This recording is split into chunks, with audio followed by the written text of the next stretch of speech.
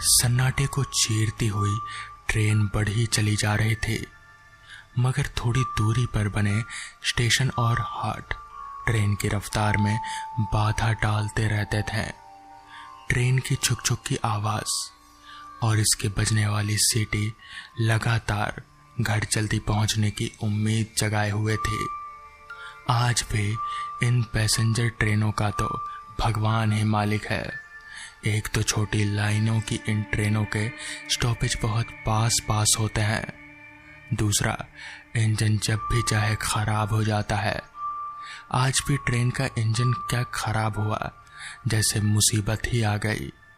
आज ये ट्रेन 3-4 घंटे लेट हो चुकी थी। उस पर डिब्बे की लाइट गुल, अंदर और बाहर घुप अंधेरा था।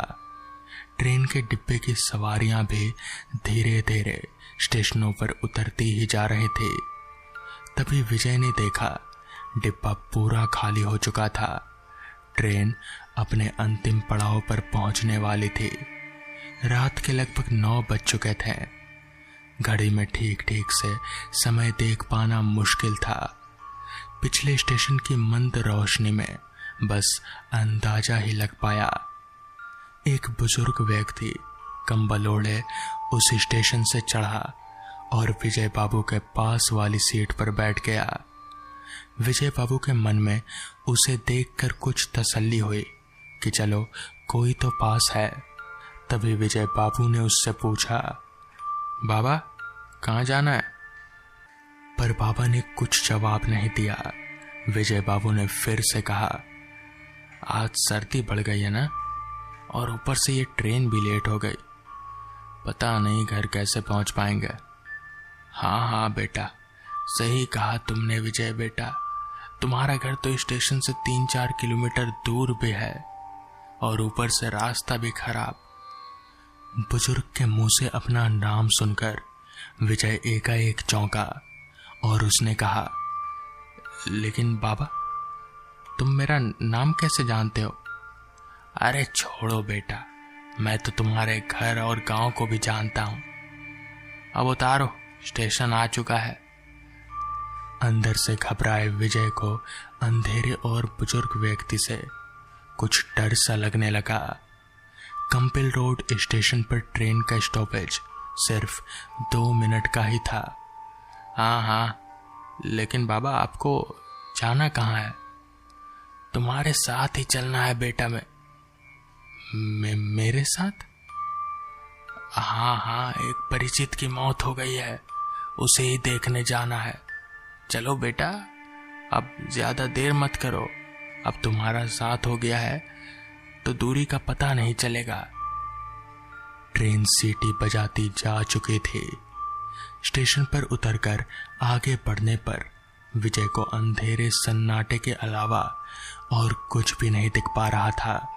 तभी अचानक कुत्ते के रोने की आवाज सुनाई दी।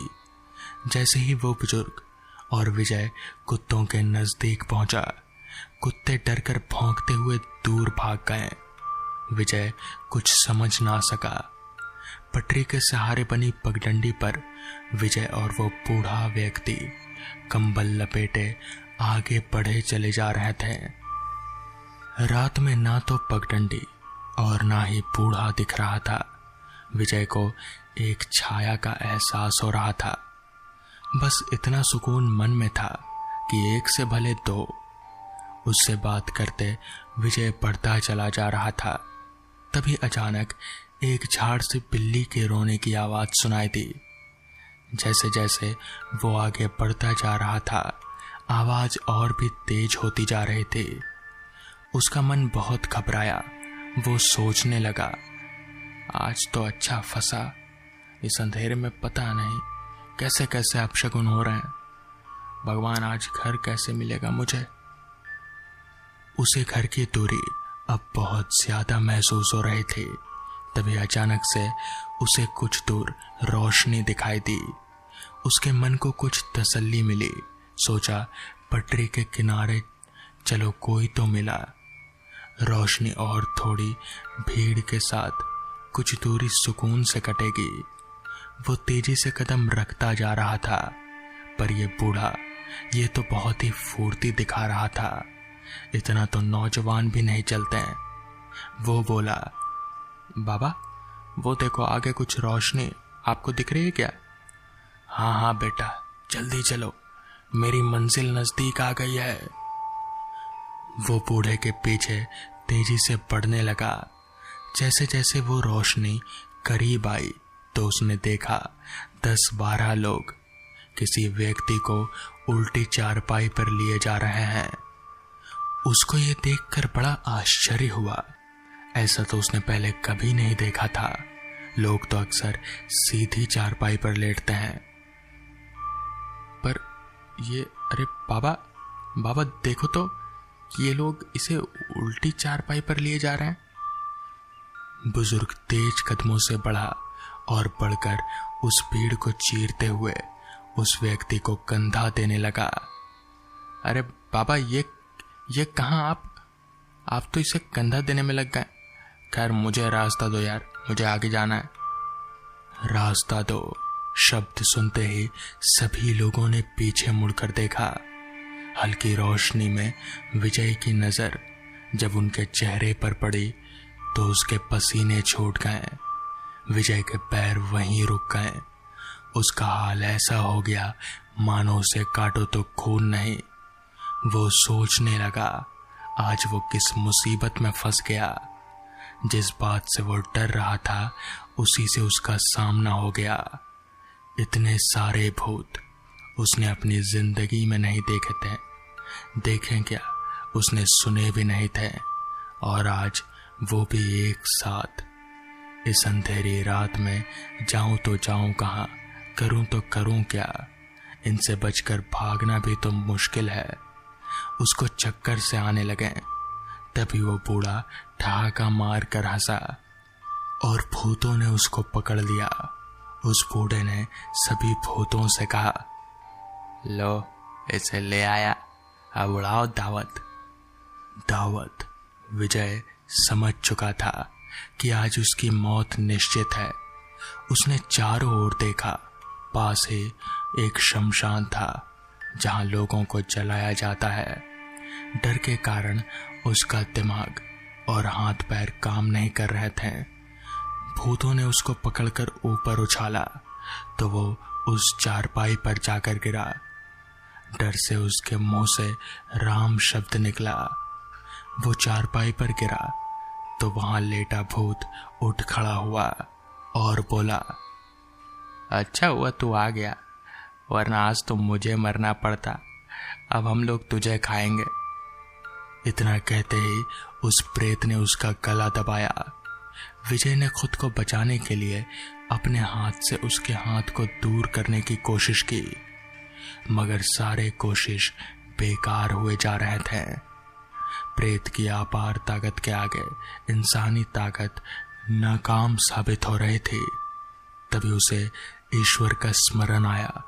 उसने अपने गले में पड़े हनुमान जी के लॉकेट को पकड़कर हनुमान जी का स्मरण सच्चे मन से किया। ये क्या, हनुमान जी का सच्चे मन से स्मरण करते ही उस प्रेत की पकड़ कुछ ढीली होने लगी। विजय के मन में जीवन की कुछ आस उठी। उसने लॉकेट को और कसकर पकड़ लिया और हनुमान चालीसा का जाप करना शुरू कर दिया। डर के मारे हनुमान चालीसा भी साफ और सही नहीं पढ़ पा रहा था, लेकिन फिर भी हनुमान जी का स्मरण करते ही मानो चमत्कार हो गया।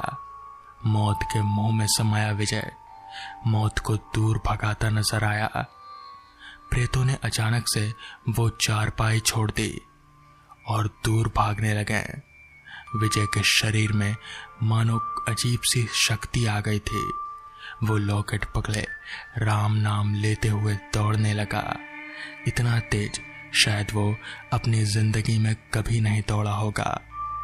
पटरी की पगडंडी से किसी हाईवे से कम नहीं लग रहे थे।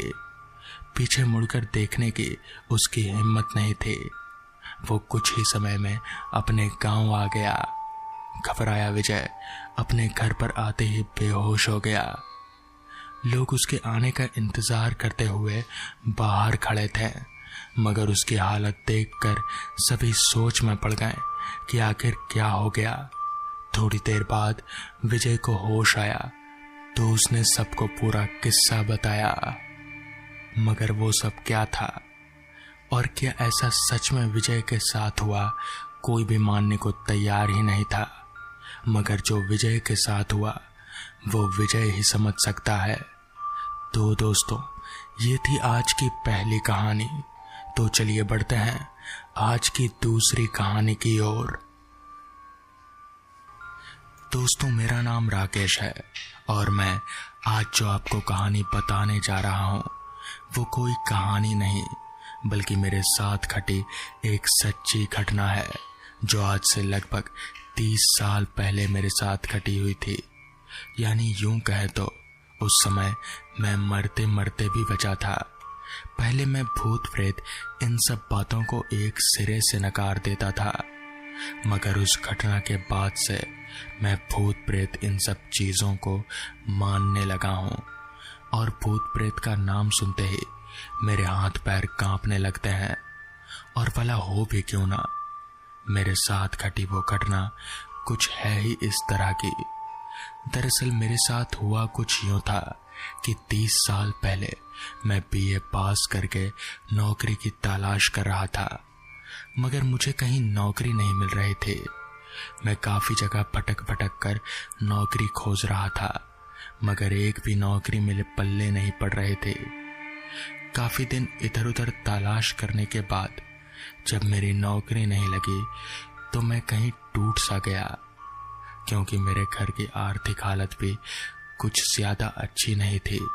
हताश होकर मैंने नौकरी ढूंढना बंद कर दिया, जिसके 2 दिन बाद मेरे पिताजी के दोस्त मेरे घर आए और उनसे मेरी बातचीत करने पर उन्होंने कहा, अरे बेटा, ऐसी बात है तो एक नौकरी है मेरे हाथ में, कहो तो मैं उससे नौकरी की बात कर सकता हूँ। इस पर मैं और मेरे पिताजी ने एक साथ कहा, हाँ हाँ बात करिए। इसके बाद पिताजी के दोस्त चले गए। उनके जाने के 2 दिन बाद ही उन्होंने एक संदेश भेजा और संदेश में ये लिखा, राकेश, तुम्हारी नौकरी पक्की हो गई है, जिस कारण तुम्हें 2 दिन के अंदर ही कालीगढ़ गांव आना होगा। फिर क्या था, ये समाचार सुनते ही हम काफी खुश हो गए और मैं जल्दी से कालीगढ़ गांव जाने की तैयारी करने लगा। हमारे गांव से कालीगढ़ गांव काफी दूर था, तो मैं रोज रोज तो कालीगढ़ गांव से आना जाना नहीं कर सकता था यहाँ, जिस कारण मैंने तय किया कि मैं वहीं रहूंगा और महीने में 1 आध बार घर आ जाया करूंगा। सारी तैयारी करने के बाद मैं अगले ही दिन कालीगढ़ गांव जाने के लिए निकल पड़ा। हमारे गांव से कालीगढ़ गांव जाने के लिए मुझे बस पकड़ना था, तो मैं सीधे घर से निकलकर बस स्टॉप की तरफ आगे बढ़ने लगा। वहां जाकर मुझे पता चला कि कालीगढ़ गांव जाने की बस शाम के 4 बजे की है, जो मुझे अगले दिन सुबह 7 बजे कालीगढ़ गांव पहुंचा देगी। इसके बाद बस आते ही मैं फटाफट से बस में चढ़कर बैठ गया और ठीक समय अनुसार बस भी 4 बजे कालीगढ़ गांव जाने के लिए रवाना हो गई। गर्मियों का मौसम था, जिस कारण खिड़की वाली सीट पर बैठा हुआ था मैं, ताकि हवा ज्यादा आ सके। इसके बाद ठीक 15 से 16 घंटों के लंबे सफर के बाद मैं सुबह के 7 बजे कालीगढ़ गांव उतरा। उतरते ही मैंने अपनी नजर इधर उधर घुमाई। अपनी नजर इधर उधर घुमाते ही मैंने देखा कि कालीगढ़ गांव हमारे गांव से भी काफी छोटा है और यहाँ की आबादी भी काफी कम है। बस स्टॉप पर भी मुझे बस 1 या 2 लोग ही दिखाई पड़ रहे थे। अच्छा, मुझे बस स्टॉप से 1 किलोमीटर के अंदर एक स्कूल में जाना था, तो मैं उसका पता पूछने के लिए इधर उधर अपनी नजरें दौड़ाने लगता हूँ। इधर उधर नजरें दौड़ाने के बाद मुझे बस स्टॉप के बाहर एक चाय की दुकान दिखी, तो मैं फटाफट उस दुकान के पास गया और दुकानदार से कहा, भाई साहब, यहाँ जो गांव का स्कूल है वो किस तरफ है? मेरे पूछने पर उस चाय वाले ने बोला, भैया गांव का स्कूल वो तो आगे जाकर बाएं तरफ वाले रास्ते में है। बस चाय वाले के इतना बोलते ही मैं आगे जाकर बाएं वाले रास्ते को पकड़कर सीधा आगे बढ़ गया। जिस रास्ते पर मैं अभी आगे बढ़ रहा था वो एक कच्चा रास्ता था। काफी देर चलने के बाद मुझे एक बोर्ड नजर आया जिस पर साफ साफ लिखा था स्कूल। बोर्ड पर देखते ही मैं समझ गया कि बस अब मेरी मंजिल आ ही गई है। जिसके बाद मैं स्कूल के अंदर दाखिल हुआ। स्कूल के अंदर दाखिल होते ही मैंने स्कूल के हेडमास्टर से बात की। फिर उन्होंने कहा कि ठीक है, तुम कल से काम पर आ जाना। दरअसल मेरी ड्यूटी स्कूल के चपरासी के रूप में लगी थी, पर मेरी पगार अभी थोड़ी कम थी। मगर मैं कर भी क्या सकता था, घर की आर्थिक हालत भी कुछ ठीक नहीं चल रही थी। इस कारण मुझे ये काम करना ही पड़ा।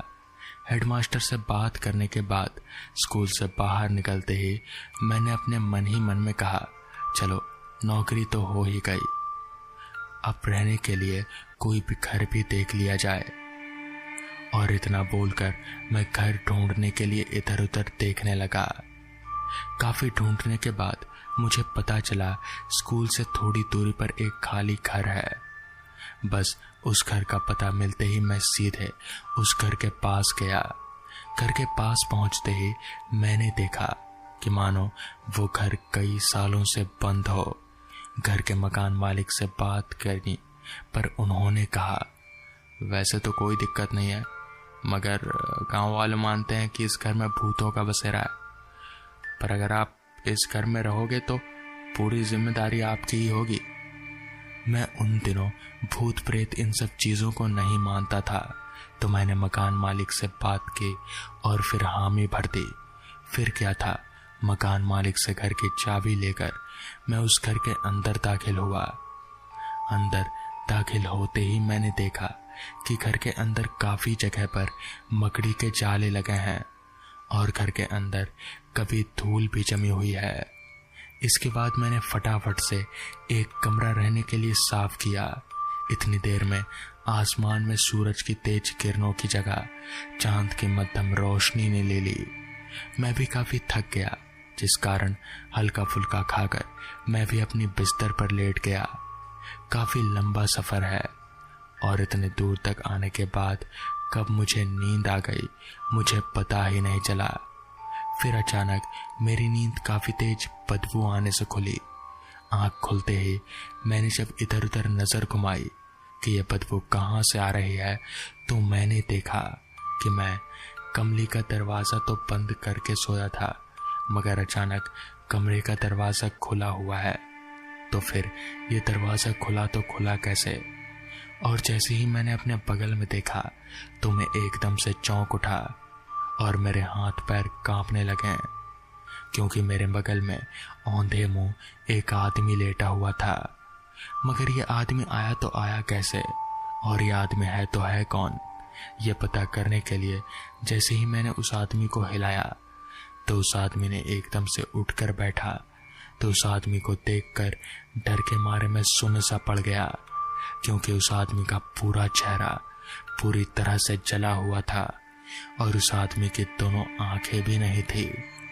ये देखकर मैं समझ गया कि यह आदमी कोई इंसान नहीं बल्कि भूत है, और गांव वाले सच कहते हैं कि इस घर में भूतों का बसेरा है। ये देखते ही मैं बिस्तर से कूदा और सीधे भागकर गांव के चौक पर गया। रात भर चौक के मंदिर में ही पूरी रात बिताई और सुबह पूरी बात गांव वालों को बताई। तो मुझे पता चला कि आज से 10 साल पहले एक आदमी उस घर में रहा करता था। अचानक उस घर में आग लग जाने के कारण उस आदमी की मौत हो गई और फिर उस आदमी की आत्मा उसी घर में भटकती है। इसके बाद मैं मकान मालिक को उस घर की चाबी सौंप दिया और भागकर वापस अपने घर आ गया। तो दोस्तों, ये थी आज की पहली कहानी। तो चलिए बढ़ते हैं आज की